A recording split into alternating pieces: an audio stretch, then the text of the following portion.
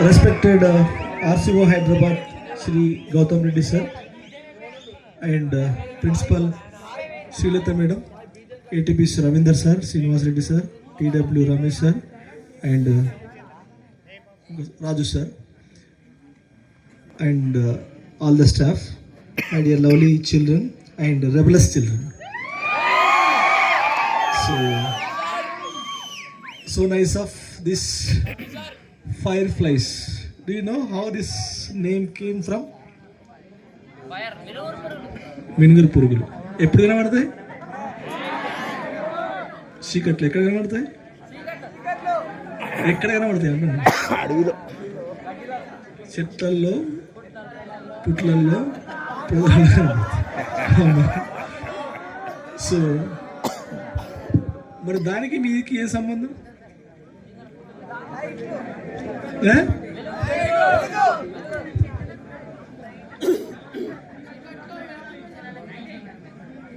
Lighting ఇస్తాయా? Okay సరే. ఇంతకుముందు మీ principal madam అన్నట్టు సూర్యుడు అంత కాకపోయినా అంత కొంత అన్నట్టు. ఓకే ఓకే అర్థం. వినొస్తలే? వినొస్తుంది కదా. Okay right. చలి పెడుతుందా? ఓకే గట్టిగా గట్టి వేడి మీద ఉన్నట్టున్నారు. Okay right. సౌండ్ కూడా భలే ఉన్నది. రైట్. మీరు మాట్లాడిన దానికే నేను మాట్లాడదాం అనుకుంటున్నా. ఒక్క 2-3 విషయాలు. ఎక్కువ ఏం టైం తిన్నా కూడా మీరేం ఫీల్ కావద్దు. రైట్. వీడికి వస్తే కరెక్ట్గా కనబడుతుంది. రైట్. సో మీ అందరూ చాలా విషయాలు చెప్తున్నారు. నేనేం ఎక్కువ చెప్పను. ఒక 2 విషయాలు. ఫస్ట్, భూమి మీదకి మనము మనిషిగా కాదు ఒక జీవిగా వచ్చినామంటే దెర్ ఇస్ అ పర్పస్. ఆ పర్పస్ తెలుసుకొని దాని సైడ్ ప్రయాణించడమే లైఫ్. అంతేనా? ఇంకేమన్నా అంతకంటే ఎక్కువ? మీరు ఎంత సరదాగా ఉండండి, ఎంత సరదాగానే మాట్లాడండి, ఎన్ని చిలిపి పనులన్నా చేయండి, ఏమన్నా చేయండి. బట్ మీ లైఫ్లో మీ పర్పస్ ఏంటి? Say purpose road romeo, let it be, no issue. Purpose మంచి ఆఫీసర్, లెట్ ఇట్ బి. ఎట్లా ప్లాన్ చేయాలో అట్లా ప్లాన్ చేయండి. పర్పస్ ఒక పొలిటికల్ లీడర్, ఎట్లా ప్లాన్ చేయాలో అట్లా ప్లాన్ చేయండి. పర్పస్ ఒక రాబర్, మంచి దొంగ, ప్లాన్ చేయండి. తర్వాత దొరుకుతాము, జైల్లో పడతాము, అదంతా సరిపోద్ది. కానీ మీకంటే ఒక పర్పస్ ఉండాలి. అది ఏదైనా కానీ, లంగా లఫుట్ ఏదైనా కానీ ఒక పర్పస్ ఉంటే ఆ పర్పస్ కోసం మనం పని చేయాలి. నేను లంగా లఫుట్ అంటే మీరు అది తీసుకోమని కాదు నా ఉద్దేశం. Commitment is very important. అవునా? సో మనం వెళ్ళే దారిలో చాలామంది చాలా రకాల కమెంట్ చేస్తారు. ఈవెన్ ఇప్పుడు కూడా మీరు మాట్లాడుతూ అంటే కొంతమందికి భలే జోష్ అనిపిస్తుంది, మాలాంటి వాళ్ళకి నచ్చట్లేదు. కానీ నిన్ను ఆపని ఎవరన్నారు? నువ్వంటే ఏందో ప్రూవ్ చేసిన తర్వాత అర్థమైపోతుంది. సో ఆ విజన్ నీ దగ్గర ఉంటే నువ్వేం చేసినా పర్లేదు. ఆ విజన్ నీ దగ్గర లేకపోతే ఈ టీచర్ చెప్పింది విను. ఓకేనా? నీకు విజన్ వచ్చేంత వరకు, నాకు తెలిసి మీకు 19 years దాటేంత వరకు ఆ విజన్ క్లారిటీ రాదు. 19 years క్రాస్ అయ్యేది తప్ప అది క్లారిటీ రాదు. ఎవరికో రేర్ ఒక 10% స్టూడెంట్స్కి ఎట్ ద ఏజ్ ఆఫ్ 12-13 ఒక విజన్ వస్తుంది. వాళ్ళు దానికోసం చాలా బ్లైండ్గా పనిచేస్తారు. ఎంత బ్లైండ్గా అంటే పక్క పడి కాలిపోయినా కూడా సంబంధం లేదు, అంత బ్లైండ్గా పనిచేస్తారు. కానీ మిమ్మల్ని చూస్తుంటే ఏమనిపిస్తుంది అంటే, మిమ్మల్నే కాదు ఈ జనరేషన్లో ఉన్న పిల్లల్ని చూస్తుంటే ఏమనిపిస్తుంది అంటే, competition has become very very very very less. ఎందుకంటే మీ ఫోకస్ అంతా కూడా ఎప్పటికీ ఎంటర్టైన్మెంట్, సోషల్ మీడియా వీటి మీదే ఉంది. అసలు లైఫ్లో అసలైన థ్రిల్ అనేదాన్ని మీకు అర్థం కావట్లేదు. ఇంటర్మీడియట్ వరకు మీరు థ్రిల్ అనుకున్నదంతా కూడా జస్ట్ 0.0001%. ఒకవేళ కనుక ఇంటర్మీడియట్, డిగ్రీ లేదంటే ఎనీ గ్రాడ్యుయేషన్ వరకు మీరు పక్కడి బందిగా ప్లాన్ చేసుకుంటే దెన్ రియల్ కిక్ స్టార్ట్ అవుతుంది. ఆ రియల్ కిక్లో ఉంటుంది కదా ఆ మజా వేర్రబోయి, దాన్ని అర్థం చేసుకుంటారు. ఓకేనా? చెప్తున్నా కదా, నేను ఇదే సొసైటీలో టీజీడీ చేసిన, అప్పుడు కూడా హ్యాపీగా ఉన్నా. ఆ స్థాయి నుంచి ప్రిన్సిపల్కి పోయినా, హ్యాపీనెస్ డబల్ అయిపోయింది. ఆ స్థాయి నుంచి ఆర్సీ వచ్చి 4 నెలలు చేస్తున్నా. ఆ కిక్ వేరప్ప. అర్థమైందా? సో అండ్ ఏంద్రా పాటనా? పాట వాడు కాదు, మాట్లాడుతున్నావు, మాట్లాడి భయ్. మీకు కిక్కు అంటే ఏదో చెప్తున్నా, అర్థమవుతుందా? సో ఇది ఇది కదా మీరు చూసింది. నేను నా లైఫ్ గురించి కూడా ఒకసారి చెప్తాను, మీ అందరికి దాదాపు తెలిసే ఉంటుంది. నేను 5th క్లాస్ వరకు బాగా జెమ్ అంటే 25 మంది 30 మంది పిల్లలు ఉండేవాళ్ళు. తెలుగు మీడియం స్కూలు మా ఊర్లోనే, ఒక అంత కిలోమీటర్గా ఉండదు పక్కపొట్టి. మనం ఏం చెప్తే కదా క్లాసులు. 5th అయిపోయి 6th వెళ్ళాలంటే మా ఊరు నుంచి 3 కిలోమీటర్లు నడవాలి, మా మండల హెడ్ క్వార్టర్. సో అక్కడ దాదాపు ఒక 15 విలేజ్ల పిల్లలు వచ్చేవాళ్ళు. ప్రతి విలేజ్ నుంచి 3, 4, 5 ఇట్లా వచ్చేవాళ్ళు. ఎందుకంటే అప్పుడు డ్రాప్అవుట్స్ బాగుండేవి. అంతా మా బ్యాచ్ పెద్ద బ్యాచ్, బాహుబలి బ్యాచ్. 92 మంది మొత్తం మా ఎస్ఎస్సిలో. 92 మంది ఒకటే క్లాస్లో ఉంటారు. ఆ 92 మందిలో 26 మంది ప్రైవేట్ స్కూల్ నుంచి వచ్చేవాళ్ళు. కథం, మనం టాపర్ కథం. ఎందుకంటే ఫస్టే ఇన్ఫీరియారిటీ కాంప్లెక్స్. ఆ తర్వాత వాళ్ళు ప్రైవేట్ స్కూళ్ళల్లో వాళ్ళకు బాగా ఇంగ్లీష్ 3వ తరగతిలో 2వ తరగతిలో ఇంటర్వ్యూ చేస్తారు. మనకు దగ్గర 5వ తరగతిలో కూడా ఇంటర్వ్యూ చేయలేదు, ఏబీసీలు నేర్పిండు. ఇంకా భయం స్టార్ట్. ఆ ఒక్క ఇంగ్లీష్ భయము, హిందీ కూడా నేర్పలేదు, హిందీ భయం. మిగతా అన్ని సబ్జెక్టులు బాగొచ్చు, ఈ 2 రావు. కదా, జీవితం సర్వనాశనం. అక్కడి నుంచి బ్యాక్ అయినామంటే 9వ తరగతిలో నేను 3rd పీరియడ్కు స్కూల్లో ఉన్న రోజులు లేవు. 3rd పీరియడ్ నుంచి లంచ్ పీరియడ్ దాకా మాకు గ్రౌండ్ ఉంటుంది. 150 రూపాయలు ఇద్దరు కలిసి ఒక బ్యాట్ కొనుక్కునేది, బాల్ కొనుక్కునేది. 9th క్లాసు అంటే 2 క్లాస్ రూమ్స్ పక్కన ఉంటాయి అన్నమాట. పెద్ద బిల్డింగు, దానికి 2 క్లాస్ రూమ్స్ పక్కన ఉంటాయి. ఇంటర్వెల్ అయిన కథం, ఆ బ్యాటు బాల్ పట్టుకపోవాలి, 3 కలగాలి. ఎట్లా ఆడదో మాకు అర్థం కాదు. మొత్తం మళ్ళీ లంచ్ టైం దాకా, లంచ్ అయిన తర్వాత వచ్చి మళ్ళీ స్కూల్లో కలిసిపోయేది. ఎవరికి అర్థం కాకపోయేది. ఇప్పటివరకు కూడా ఏమైంది అది. సో మస్తు చేసినాం. అట్లా ఏం చేసిన తర్వాత ఏముంటుంది, అర్థమైంది, లైఫ్ అర్థమవుతూ ఉంటుంది కదా. 10th వచ్చిన తర్వాత మా హెడ్ మాస్టర్ సార్ అందరిని పిలిచి, మీరు 100% స్కూల్కి రాండ్రి, ఖచ్చితంగా పాస్ అన్నారు. 100% స్కూల్కి పోవాలని చెప్పేసి, ఒక్కరోజు తప్పేద్దని చెప్పేసి నేను కంకర కూర్చుని, ఎందుకంటే పాస్ కావాలి. మళ్ళీ నాకు ఇంగ్లీష్ ఏం రాదు. సో అప్పుడు ఒక 21 క్వశ్చన్స్ను ఇంగ్లీష్లో చెప్పి, హిందీ భయం లేదు, ఎందుకంటే 18 మార్కులు పాస్ అయ్యాయి, నా మార్కులు 20, ఎక్కువ ఏం రాలే. సో ఇంగ్లీష్ ఒకటి భయం ఉండే, మిగతా సబ్జెక్ట్ పాస్ అయితే ఆటో ఇటో నాకు ఇబ్బంది ఏం లేదు, కానీ ఇంగ్లీష్ ఫెయిల్ అవుతుందని బాగా భయం ఉండే. సో ఆయన ఒక 21 క్వశ్చన్స్ ఇచ్చిండు. ఆ 21 క్వశ్చన్స్ ఎట్లా చేయాలి తెలుసా? దా అంటే THE, the correct, the that, this, kingdom, ఆన్స్, ఇట్లా. నాకు ఏం రాదు ఇంగ్లీషు, ఏమంటే ఏం రాదు, చెప్తున్నా కదా. అసలు యాక్టివ్ వేజ్ అంటే తెలియదు, ప్యాసివ్ వేజ్ అంటే తెలియదు, అసలు గ్రామర్ ఉంటుంది, అసలు గ్రామరు అనేది ఒక కాన్సెప్ట్ ఏం తెలియదు. కానీ ఆ 21 క్వశ్చన్స్ మాత్రం నువ్వు ఏ రాత్రి అని అడుగు, చెప్తున్నా, స్పెల్లింగ్ రావు, ఏ రాత్రి అని అడుగు, ఆ క్వశ్చన్ చెప్తే టామిరిన్ డమ్ అనేది ఒక లెసన్ ఉండే, ద కింగ్ అండ్ టామిరిన్ డమ్ అని ఒక లెసన్ ఉండే. ఆ లెసన్లకి వెళ్ళి దాదాపు 7 క్వశ్చన్ రాసిండు. మిగతా అన్ని క్వశ్చన్లకి వెళ్ళి అన్నింటికి వెళ్ళి కలిపి 21.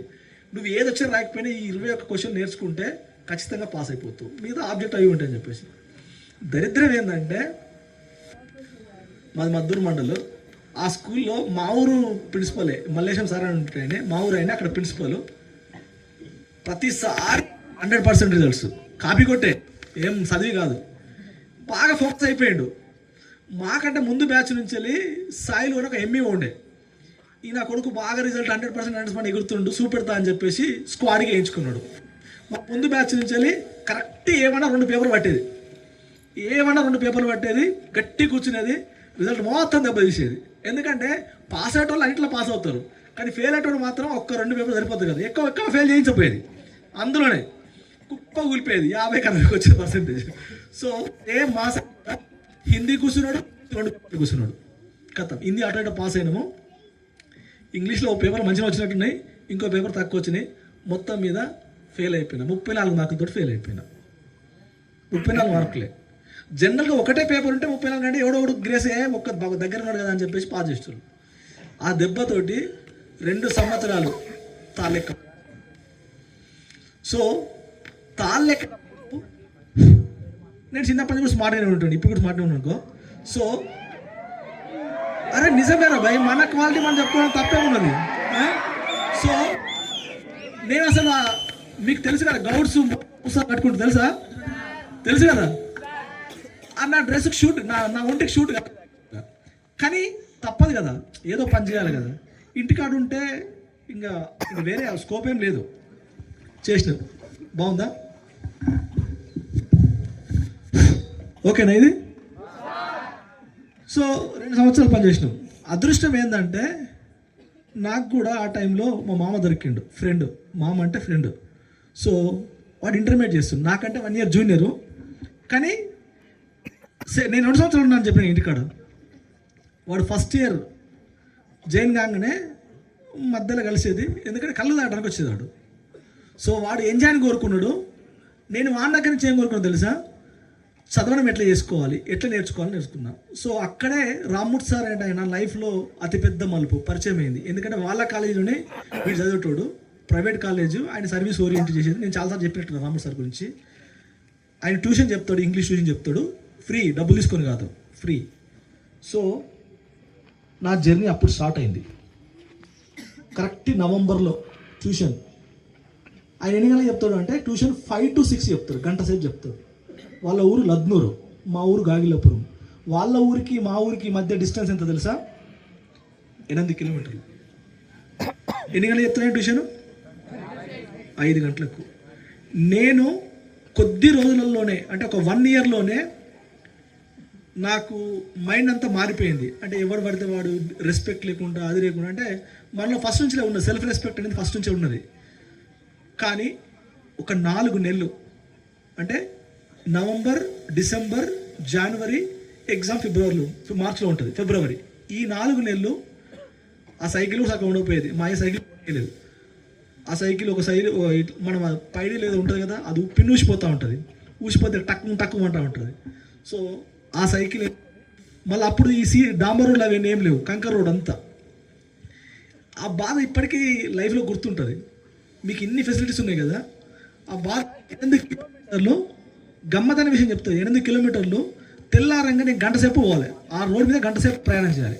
ప్రయాణం చేయాలంటే ఈ చేతులు ఇట్లా పట్టుకుంటాను కదా, సైకిల్ చేతులు.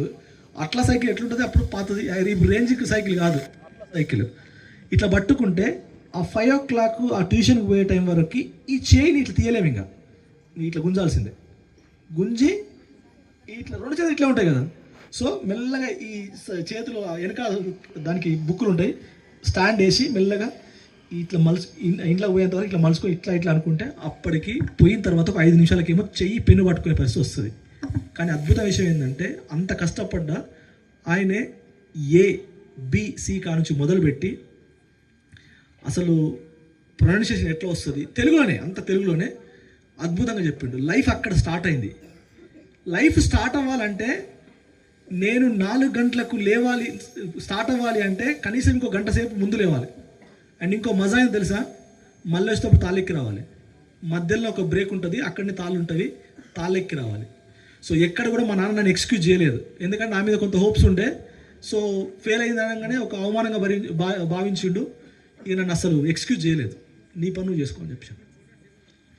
అంటే ఆ కమిట్మెంట్ ఒక్కసారి లైఫ్లో ఒక నిర్ణయం తీసుకున్న తర్వాత వెనక్కి తిరిగి చూడదు. ఏదైనా పర్లేదు, వెనక్కి తిరిగి చూడకుండా ఉంటే మాత్రం సక్సెస్ అవుతుంది. అండ్ అదే సార్ దగ్గర ఇంగ్లీష్ నేర్చుకున్నా, అదే కాలేజీలో జాయిన్ అయినప్పుడు మా నాన్న వద్దని చెప్పిండు. కానీ మా మదర్ ఎందుకో కొంచెం ఎంకరేజ్ చేసింది. సో జాయిన్ అయిన తర్వాత మా నాన్న వదిలిపెట్టలేదు. నువ్వు ఇంటర్మీడియట్ చదువుకుంటూ ఖచ్చితంగా తాళ్ళెక్తా అంటేనే పర్మిషన్ ఇస్తా అని చెప్పాను. సో ఆల్మోస్ట్ 3rd year కూడా కంప్లీట్గా ఫుల్ టైం. మార్నింగ్ తాళ్ళెక్కాలి, కాలేజీకి రావాలి, మళ్ళీ సాయంత్రం వచ్చి తాళ్ళెక్కాలి.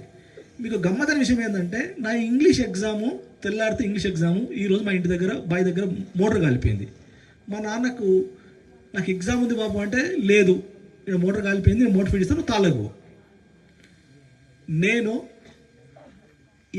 అంటే సంవత్సరం చదివినా ఫస్ట్ ఇయర్, కానీ ఏం చదవకుండా పోయి ఇంగ్లీష్ ఎగ్జామ్ రాస్తే నాకు అప్పుడు 67 మార్కులు వచ్చినాయి.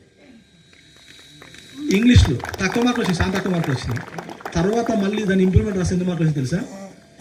93 మార్కులు వచ్చినాయి.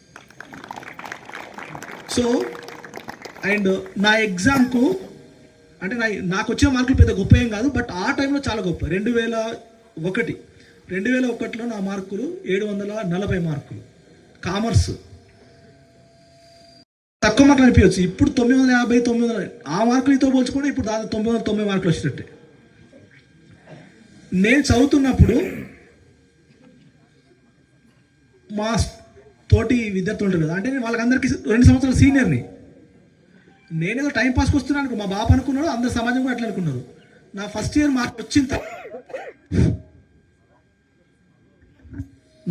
మార్క్స్ వచ్చిన తర్వాత అప్పుడు ఈ ఓన్లీ గవర్నమెంట్ కాలేజీలో ఉండేది, ప్రైవేట్ కాలేజ్ తక్కువ ఉండేది. దట్టు రూరల్ ఏరియాలో చాలా రేర్గా ఉండదు. 5-6 కాలేజీలు ఉంటే ఎక్కువ మొత్తం కాన్స్టిట్యున్సీలో అని సర్కిల్ అంటాం మనం. ఆ సర్కిల్ మొత్తంలో నేను టాప్ అయితే నా సెకండ్ టాపర్కి 69 మార్కులు తక్కువ. ఫస్ట్ టాపర్కి సెకండ్ టాపర్కి జనరల్గా ఎంత తేడా ఉంటుంది? దట్టు నేను సంవత్సరం మొత్తం పని చేసుకుంటూనే చదివిన, ఎక్కడ కూడా నాకు టైం దొరకలేదు. అంటే కసి అంటే అట్లా ఉండాలి. ఎంత కసి ఉండాలి తెలుసా? అండ్ అదే ఇంగ్లీష్లో నేను పిహెచ్డీ చేస్తున్నాను. అదే ఇంగ్లీష్లో నేను యుఎస్, యూకే, ఆస్ట్రేలియాకు వెళ్ళడానికి ఎంట్రన్స్ రాయడానికి ఒక 3 కాంపిటేటివ్ ఎగ్జామ్స్ ఉంటుంది. చాలా స్టాండర్డ్ కాంపిటేటివ్ ఎగ్జామ్స్. అవి IELTS, TOEFL, GRE అని చెప్పేసి ఆ ఎగ్జామ్ కోచింగ్ ఒక 9 years కోచింగ్ ఇచ్చాను. అండ్ ఆ టైంలో నాకు యుఎస్కి వెళ్ళడానికి కానీ ఏ కంట్రీకైనా వెళ్ళడానికి కానీ చాలా ఈజీ యాక్సెస్ ఉండే. నా కమిట్మెంట్ ఏం తెలుసా? సచ్చినా బతికిన ఈ దేశం కోసమే. డబ్బులు ఇంపార్టెంట్ కాదు, ఈ దేశం కోసమే బతకాలి. సో నేను చాలా క్లియర్గా ఉన్నాను. మీరు కూడా మీకు అందరు చెప్పేది ఏంటంటే, మనం ఇందాక యూఎస్ అన్నాడు, నువ్వు యూఎస్కి వెళ్తావు, యూకే వెళ్తావు, ఏమైనా వెళ్ళుకో, నీకంటూ ఒక టార్గెట్ ఉండాలి. ఆ టార్గెట్ కోసము సచ్చినా మంచిదే వెనక అడిగేయద్దు, గుర్తుంచుకోండి. అర్థమవుతుందా? మీకు ఇప్పుడు కావాల్సింది ఏంటంటే చదువులు ఇవన్నీ వస్తాయి. ఇవాళ రాకపోతే ఫెయిల్ అవుతారే, తెల్లంగా మళ్ళీ వస్తుంది, డిగ్రీలు వస్తుంది, ఏం పోదు. డిగ్రీలో ఫెయిల్ అయినా పీజీలు వస్తుంది. పీజీలో రాకపోయినా ఈ వాళ్ళందరూ దాదాపు 30 years తర్వాతనే జాబ్ కొట్టిండ్రు. అవునా? నువ్వు కంటిన్యూ చదువుకుంటూ పోతే ఎప్పుడు చదువుతావు? 22 yearsకు నీ పీజీ కంప్లీట్ అయిపోతుంది. అర్థమైందా? సో 22 yearsకు పీజీ కంప్లీట్ అయిపోయి నీకు లైఫ్లో ఏం అర్థం కాకపోతే నువ్వు 35 ఏళ్ళైనా జాబ్ కొట్టు. కానీ నీకు జరగవలసిన గుణపాఠాలు, నీకు నేర్చుకోవాల్సిన లెసన్స్ అన్నీ కూడా నీ జీవితంలో ఎక్కడో దగ్గర నేర్చుకుంటే దెన్ నీకు లైఫ్ అంటే ఏందో అర్థమవుతుంది. ఆ లైఫ్ అనేది ఇప్పుడు అర్థం కాకుండా ప్రతి ఒక్కరూ అనుభవిస్తున్నారు. మీ అందరికి కూడా లైఫ్ అంటే అర్థం కావట్లేదు. చెప్తున్నా కదా, మీ అందరికి లైఫ్ అర్థం కావాలంటే ఫస్ట్ మీ అమ్మ నాన్న చేసే కష్టంలో ఒక్కరోజు పాలు పంచుకోండి. వాళ్ళేసి పోతారు కదా, మీ అమ్మ నాన్న పక్కన నిల్చోండి, కూర్చోండి, వాళ్ళ పని చేయండి, అర్థమవుతుంది. అది కూడా అర్థం కాకపోతే మీ జేబులో సింగిల్ రూపాయి లేకుండా, ఒంటి మీద బట్టలు తప్ప ఏం లేకుండా బయటికి పోయి 4 రోజులు బతికిరండి. ఒంటి మీద బట్టలు తప్ప ఏం లేకుండా ఒక్క 4 రోజులు ఎక్కడ మీరు హోటల్లో పని చేస్తారా, దొంగతనం చేస్తారా, ఏమైనా చేయండి. 4 రోజులు బతికి తర్వాత మీ ఇంటికి రండి. అప్పుడు లైఫ్ అంటే ఏందో అర్థమవుతుంది. తమాషాల కోసం, ఎంజాయ్ల కోసం నీ ఏ ఫ్రెండ్ చేయర్రా భయ్, చెప్తున్నా కదా. ఫ్రెండ్స్ అంటే జెన్యున్ ఫ్రెండ్స్ నీకు దొరకడం చాలా తక్కువ. చెప్తున్నా కదా, రేపు పిల్లారంగా నువ్వు ఇక్కడ నుంచి క్యాంపస్కి వెళ్ళి బయట పోయేటప్పుడు, అరే మామ జేబులో 100 రూపాయలు లేవు కదా అంటే ఇష్టోళ్ళు చాలా తక్కువ మంది. సరే 100 రూపాయలు ఇస్తారు కావచ్చు. అరే మా ఇంట్లో మా అమ్మకు ఆపరేషన్ అవుతుంది, ఇవ్వరా ఒక 10,000 5,000 అంటే ఇష్టోళ్ళు రేరు, చాలా రేరు. చెప్తున్నా కదా. అండ్ మీరు ఇట్లాంటి వాటి కోసము మీ లైఫ్ని వేస్ట్ చేసుకోకండి. మీకు ఫ్రెండ్షిప్ విలువ తెలవాలి అంటే లైఫ్లో మీరు ఫైనాన్షియల్గా క్రిటికల్ పొజిషన్కి రావాలి. క్రిటికల్ పొజిషన్కి వచ్చినప్పుడు ఎవరు నీ ఫ్రెండు, ఎవరు నీకు ఫ్రెండ్ కాదు, అప్పుడు అర్థమవుతుంది. సో దీన్ని చూసుకొని మీరు అనవసరంగా మేము బాగా ఫ్రెండ్షిప్ చేస్తున్నాము వీళ్ళని చేస్తాం. నీకు కావాల్సింది లైఫ్. నీ లైఫ్ క్రియేట్ అయ్యే ప్లాట్ఫామ్ ఇది. ఎంజేపీ అంటే ఒక బ్రాండ్. ఎంజేపీలో గొప్ప గొప్ప ఆఫీసర్లు వచ్చిండ్రు, ఎంజేపీలో దాతృత్వం గల వ్యక్తులు వచ్చిండ్రు. సో దాన్ని తయారు చేయడానికి ఈ సంస్థ ఉన్నది. మీరు ఏదో దాన్ని తప్పుగా అర్థం చేసుకొని ఇదేదో సరదాగా ఉన్నది, హ్యాపీగా ఉన్నది, అట్లాంటి ఆలోచనతో ఉండకండి. సో ఎంజాయ్ చేసినా పర్లేదు, కానీ లైఫ్ను పోగొట్టుకొని ఎంజాయ్ చేయకండి.